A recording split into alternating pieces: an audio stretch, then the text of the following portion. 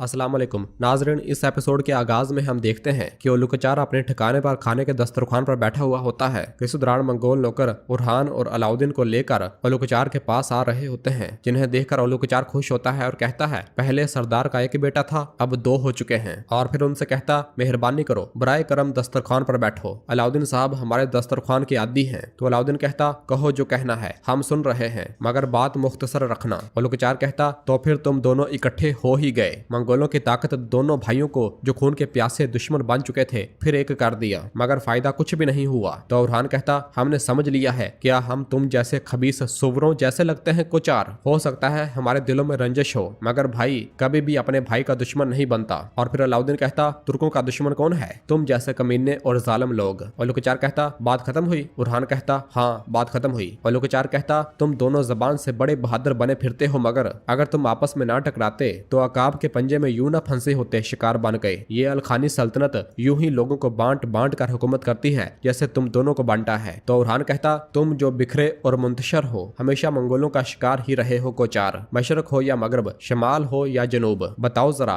कितनी रियासतों में तुम बांट चुके हो हैं? अरे हाँ, तुम्हें तो याद ही नहीं होगा। ओलुकचार कहता हम बिखरे सही, मगर दुनिया पर हुकूमत करने को काफी है। अलाउद्दीन कहता तुम्हारे कितने लोग हमारी सरहदों को तोड़ने आए, मगर झुकने से पहले उनका सर काट दिया गया, ये तुम भी बात याद रखना। तो ओलुकचार कहता तुम चाहते हो कि अलखानी सल्तनत का सर ही काट दो, है ना? अलाउद्दीन कहता हाँ, अपने बाज़ंतीनी इत्तेहादियों से इबरत पकड़ो कोचार। उरहान कहता वो भी तुम्हारी तरह बातें करते थे कोचार, मगर अब उनका क्या हाल है देख लो, बस हमारा नाम सुनकर अंधी आग में झुलसने लगते हैं। तो कोचार कहता इन बरसों में सिर्फ एक आध एलची आया है सरहदों की तरफ, क्या तुम समझते हो कि तुमने अलखानी सल्तनत की ताकत देखी है? और फिर इस दौरान देमूत वहां पर आता है और आकर बताता है कि क्लादियोस की तरफ से जो खबर मुंतजर थी वो आ गई है, बोर्सा अलखानी रियासत की मलकियत बन गया है। ये सुनते साथ ही उरहान और अलाउद्दीन के रंग उड़ जाते हैं और वो निहायत परेशान हो जाते हैं और कहते बोर्सा अलखानी सरजमीन, ये तुम क्या कह रहे हो? तो ओलुकचार बहुत ज्यादा खुश होता है। उरहान भी गुस्से से कहता ये क्या हो रहा है? हाँ ये क्या हो रहा है? ओलुकचार कहता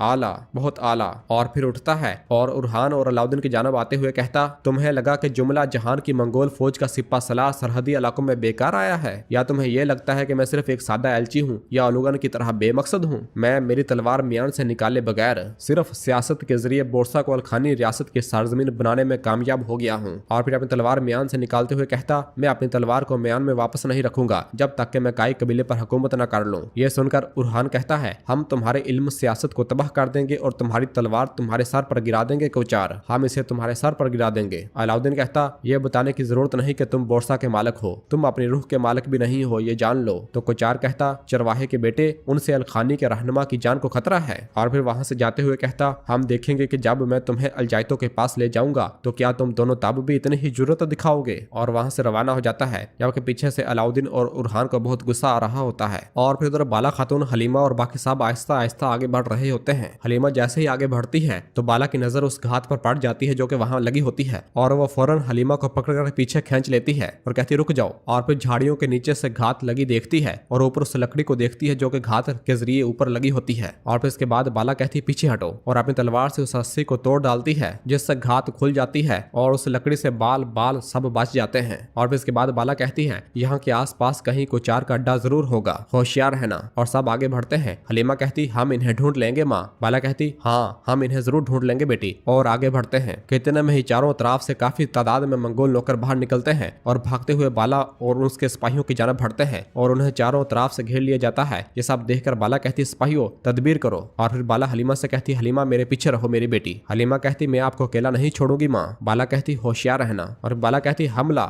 ये कहते और सुनते साथ ही दोनों तरफ के सिपाही एक दूसरे पर हमला कर देते हैं और एक दूसरे से लड़ने लग जाते हैं। हलीमा डट कर मंगोलों का मुकाबला करती है और जो भी उसके सामने आता है उसे मौत की घाट उतारते ही चली जा रही होती है। यह मंजर देखकर बाला बहुत खुश होती है और कहती है मेरी बेटी जानती है कि बहादुरी से कैसे लड़ना है। और फिर मंगोलों पर हमलावर हो जाती है और उन्हें काटना शुरू कर देती है। जबकि इस दौरान उस्मान साहब और कई सिपाही जब अपने घोड़े भगाते हुए वहां से गुजर रहे होते हैं तो उन्हें लड़ने की आवाज सुनाई देती है। आवाजें सुनकर वो सब रुक जाते हैं। बुरहान पूछता यहाँ क्या हो रहा है मेरे हजूर? जबकि इधर बाला मंगोलों को काटती ही चली जा रही होती है और कहती है मैं अपने बच्चों को बचाए बगैर नहीं जाऊंगी, मैं तुम्हें मार डालूंगी। उस्मान साहब बाला की आवाज सुनते हैं तो कहते हैं बाला, और सब उसकी जानब अपने घोड़े भगाते हैं। इधर बाला मुसलसल मंगोलों का मुकाबला कर रही होती है। इस दौरान उस्मान साहब वहां पहुंच जाते हैं और अपने तीरों की बरसात मंगोलों पर करना शुरू कर देते हैं और सब अपने अपने घोड़ों से नीचे उतरकर अपनी तलवारें निकाल लेते हैं और मंगोलों पर हल्ला बोल देते हैं। जो भी उनके सामने आ रहा होता है सबको काटते ही चले जा रहे होते हैं। जबकि इस दौरान हलीमा जब एक मंगोल को मौत की घाट उतार रही होती है, कितने में ही पीछे से एक मंगोल सिपाही उसे मारने के लिए जैसे ही उसकी जानब लपकता है तो उस्मान साहब फौरन अपना खंजर उसे दे मारते हैं और उसे जहन्नम वासिल कर देते हैं और हलीमा को बाल बाल बचा लिया जाता है।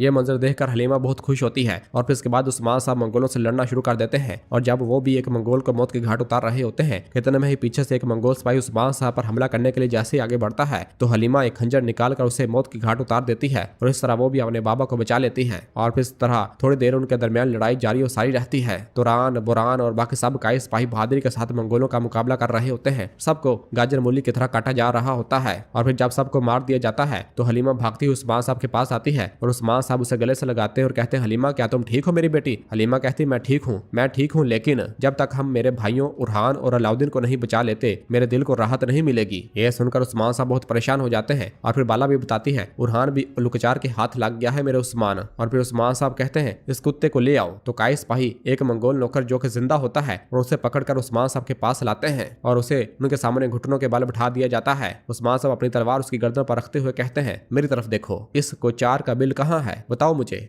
उसने मेरे बच्चों को कहाँ रखा हुआ है? तो वो मंगोल नौकर कहता, सता मुर्तफा के पीछे की सरजमीन में। तो उस्मान साहब कहते हैं, अच्छा, और अपनी टांग से पीछे धक्का देते हैं और फिर इसके बाद अपनी तलवार उसके सीने में घोंप देते हैं। और फिर बाला कहती है, उस्मान आओ अपने बच्चों को बचाएं इससे पहले कि हम इन्हें खोने का दर्द महसूस करें। उस्मान साहब कहते हैं, बिल्कुल फिक्र ना करो, हम इन दोनों को बचा लेंगे, बिल्कुल भी फिक्र ना करो, चलो इनको लेकर आए। और फिर इसके बाद वो सब वहां आगे की जानब बढ़ना शुरू कर देते हैं। और फिर इधर ओलुकचार के ठिकाने पर उरहान, अलाउद्दीन और जरकुताय के हाथों को पिंजरे में बांधा हुआ होता है। जरकुताय कहता, अब बोरसा उनका है। आप कह रहे हैं कि कलादियोस के कब्जे के बाद ये अलखानी रियासत का बन गया है? हाँ मेरे शहजादे। तो उरहान कहता, मजीद ये कि ये शहनशाह की ख्वाहिश के खिलाफ है। इसका मतलब यह है कि यही वजह है कि कलादियोस हमारे इत्तेहाद पर एतराज करता है। अलाउद्दीन कहता, कलादियोस सरहदी इलाकों में अपनी रियासत के झंडे तले लड़ने नहीं आया था मेरे भाई, बल्कि इसकी ख्वाहिश बोरसा पर हुकूमत करना थी, चाहे वो मंगोलों के झंडे तले ही क्यों ना हो। और फिर जरकुताय कहता, मैं एक चीज के बारे में परेशान हूँ शहजादे, मुझे सोफिया का डर है जिसने बोरसा को बचाने के लिए हलीमा की कुर्बानी भी दे दी। अलाउद्दीन कहता, जब बोरसा हाथ से चला गया तो ये कोई भी गंदा खेल खेल सकती है। उरहान कहता, ये आखिरी मौका है, शायद वो बोरसा को बचाने के लिए हमारे साथ इत्तेहाद जारी रखे। अलाउद्दीन कहता, तुम ठीक कह रहे हो भाई, लेकिन अब हमें जो करना है ये एहतियाती तदबीर अख्तियार करना है। उरहान कहता, हमारे लिए बोरसा का मंगोलों के हाथ जाने का क्या मतलब है, तुम अच्छी तरह जानते हो भाई। हाँ जरकुताय साहब। तो जरकुताय भी बहुत परेशान होता है। अलाउद्दीन कहता, हम जानते हैं, हम यकीनन जानते हैं, वो ख्वाब जो बाबा ने अपनी पूरी जिंदगी हमारे दिलों में रोशन करने में गुजार दी, इससे इस ख्वाब का हसूल मुश्किल हो जाएगा। उरहान कहता, बोरसा के लिए फतुहात का दरवाजा है जो तवील फासले तक फैलेगा। बोरसा हमारे लिए कैजिल अलमा का दिल है, जहाँ तक अगर वो रियासत अलखानी ही क्यों ना हो, हम वहाँ मुस्तकिल क़याम करेंगे, फिर वो दरवाजा उनके लिए दरवाजा नहीं खुलेगा।